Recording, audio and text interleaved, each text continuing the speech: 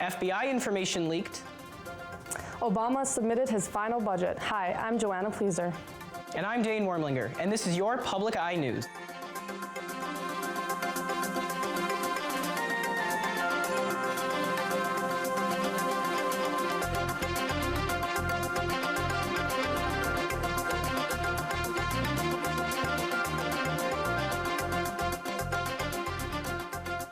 Huron Mountain Bakery has made 14,000 pushkis in a 24-hour period for today's Fat Tuesday celebration. The treats are going out the doors as early as 5 a.m. There's a variety of flavors to pick from, such as cherry, Bavarian cream, apple, and the traditional prune.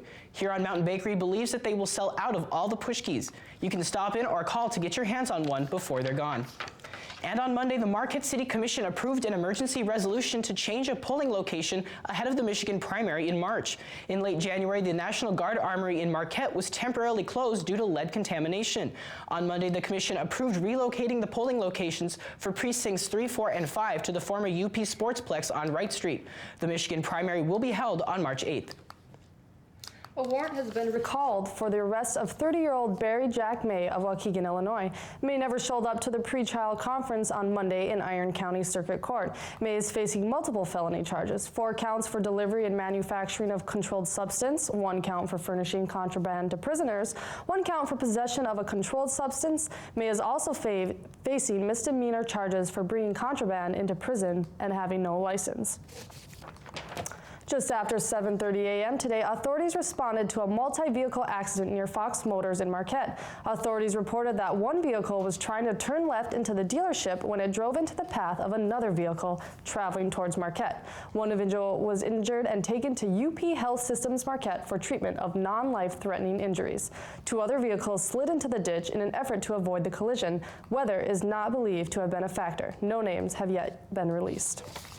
A petition to recall Michigan Governor Rick Snyder was approved by the Board of State Canvassers on Monday after more than 100 citizens attended a meeting in anger over the Flint water crisis. The petition aims to recall Snyder for creating the State School Reform Redesign Office, while other 9 petitions more directly related to the Flint water crisis were denied. The approved petition is valid for 180 days after approval at the Board of State Canvassers level. To move up a level, it must collect over 789,000 signatures in a 60-day period within that 180-day period. The other petitions were denied for a variety of reasons, including misspelling. And a University of Michigan health system pharmacy supervisor who makes a 6-figure salary kept getting promoted despite a conviction for stealing narcotic painkillers. In 2005, Denise Catherine Brower, who currently makes over $138,000 a year, had her license suspended and wasn't allowed to handle certain controlled substances while on work probation. The conviction didn't hinder Brower's climb to a management position overseeing the very pills she was convicted of stealing.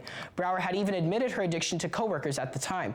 Brower was eventually sentenced to 18 months of probation in the criminal case. By January of 2007, Brower was discharged from the MDCH probation after completing it without incident. And after the break, we'll be back with your national and international news. Stay tuned. Finding any moose, let alone one with a newborn, in this terrain is a daunting challenge. But I got lucky. This is going to be a challenging 12 months, but I'm really excited to see how this animal survives its first year in the Canadian Rockies. Moose populations are declining, and scientists are racing to discover why. Any calf born now really has the deck stacked against it. Wednesday evening at 8 o'clock Eastern. Welcome back. On Tuesday, Obama submitted his final budget proposal to Congress. The final budget includes funding for combating climate change and expanding health insurance coverage. Obama's budget also includes bolstering spending on national security, $1 billion funding for treating opioid addiction, and $1 billion for cancer research. The plan seeks to increase revenue from taxes by $2.6 trillion over the next decade. Obama's budget drafters said the deficit would decrease in the next fiscal year, but would increase over the next decade due to increased spending on older Americans' health care. Republicans on the Senate and House Budget Committees refused to hold the traditional budget hearing. New Hampshire voters are at the polls today to choose their party's presidential nominee. Donald Trump and Bernie Sanders are leading in the polls, but there are a slew of candidates hoping to shock the world with a surprising victory. Weijia Zhang is in Manchester with more details.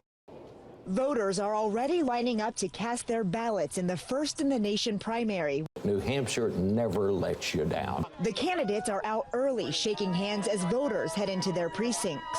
Going into vote fight right now, actually. Thank you. Jeb Bush is hoping time spent in the Granite State will pay off, but says he'll head to South Carolina anyway. So you're going there no matter what? Yep, and we've got a great organization in Nevada as well. This is a long process, and a lot of things can happen in a very volatile year. Fellow Floridian Marco Rubio is also hoping to have a strong finish. I feel great. We have great energy, a lot of great support, so we're looking forward to the results tonight and moving on to South Carolina. Donald Trump is the clear frontrunner in the polls, but he also led the polls in Iowa, only to finish behind Ted Cruz once the votes were tallied. For the Democrats, it would take a major upset for Senator Bernie Sanders to lose. Today's votes are all about expectations moving forward. Hillary Clinton is pushing for every last vote. If she can close the gap on Sanders, she can claim momentum, just like Bill Clinton did when his second-place finish in 1992 earned him the title, the Comeback Kid. Sanders himself will likely say the win is proof that voters want a political revolution. Weijia Zhang, CBS News, Manchester, New Hampshire. 20,000 FBI employees had their identities exposed on Monday afternoon when hackers published their contact information. The hackers, tweeting from the account @.govs, claimed they obtained the details by hacking into a Department of Justice database. The leaked information included names, titles, phone numbers, and email addresses. Department spokesman Peter Carr told CNN it doesn't appear there was a breach of private personnel information such as social security numbers. The Justice Department is currently investigating the hack. And there's a new sport popping up everywhere, from kids' birthday parties to social media. And players aren't just having a ball, they're wearing one. Mark Albert explains. When these players face off, they get knocked off their feet. It's a new sport called bubble soccer, and it's a big hit. It's hilarious. This is actually a great game. If there was a league, I'd be for sure signing up for it. After seeing it on social media, Steve Siegerlin put a team together. They have these videos of people getting knocked out, and who doesn't want to do that on a Saturday? Like traditional soccer, the goal is to get the ball in the net. Although at times it looks less like soccer and more like bumper cars. Despite appearances, organizers say it's mostly injury-free. And they just get up laughing, and then it's just, no holds bars going at it. Ryan Schumann and John Milhausen bought their first bubbles in 2014 and now average 30 to 40 rentals a month. We've had 8-year-olds up to 80-year-olds play, and we've done corporate events, we do little kids parties. Now, playing soccer while wearing 20 pounds of plastic is not quite as easy as it looks. This one's pretty see-through, but not all of them are. Oh, it's impossible. You can't see anyone. I was identifying my teammates by their shoes, so that's about all you can do. The balls are very hot. You can't really breathe in them. All your heat's retained by it. It's like being inside a thermos.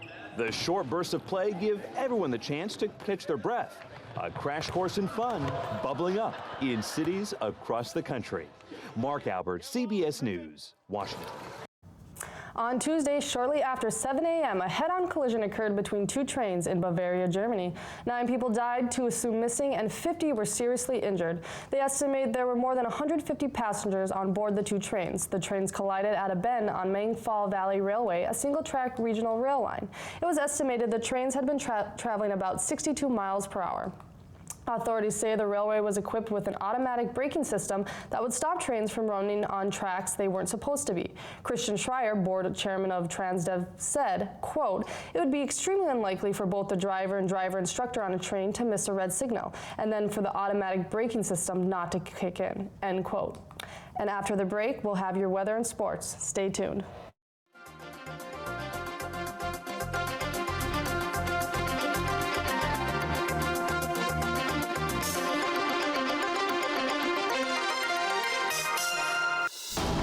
We are bound together in the most extraordinary ways. In the 90 minutes it takes for us to orbit the Earth, we can see that humanity has spread all over the globe. These are the inventions that brought us together. This massive increase of at least 2 billion people is unprecedented. For the first time, we can illuminate the countless ways we are bound together. This is our world.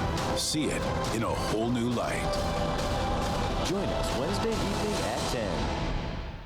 Hello, welcome Welcome back to Public Eye News. I'm Eric Shapiro with a look at your weather. As you can see behind me, Old Man Winter is not done with us yet.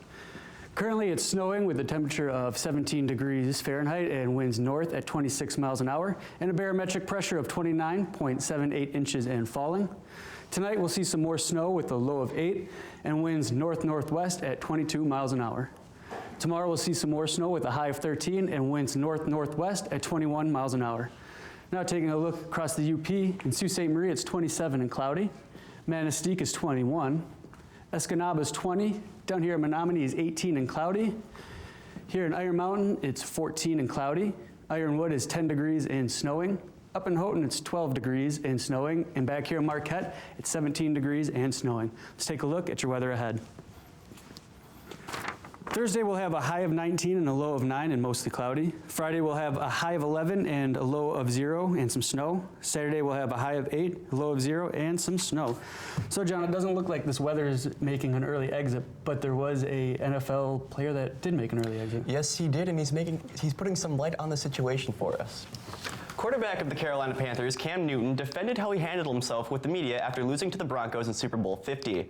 The new league MVP walked out on reporters after answering only a handful of questions with short, soft-spoken answers. Newton said, quote, "I've got no more tears to cry. At the end of the day, when you invest so much time and sacrifice so much and things don't go as planned, emotions take over," end quote. Newton also defended himself for not diving to recover his fumble in the fourth quarter, saying he would have risked injury by twisting his leg in an awkward direction.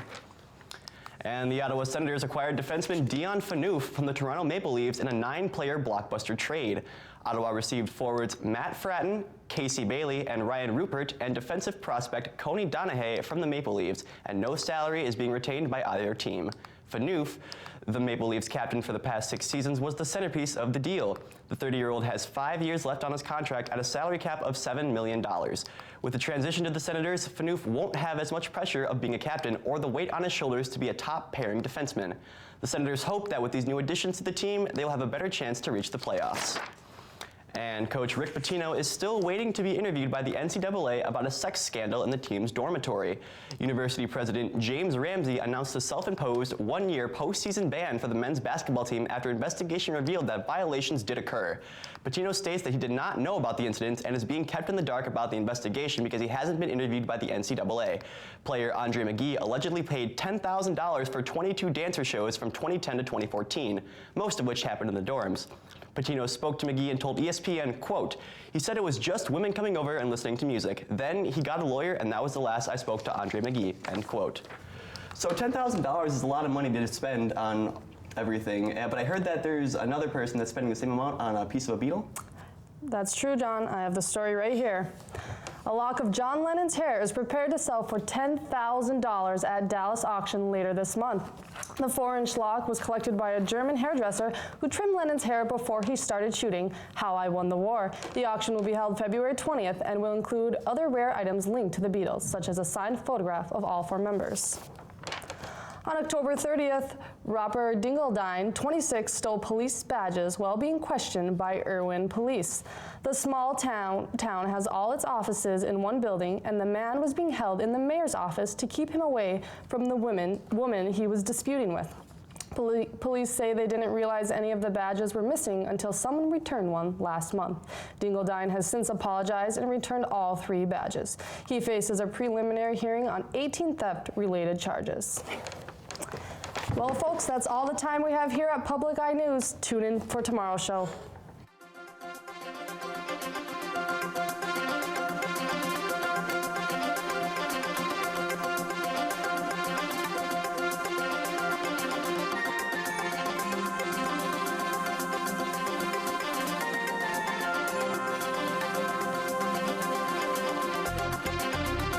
The preceding program was produced in studios located in the Edgar L. Hardin Learning Resources Center by WNMU.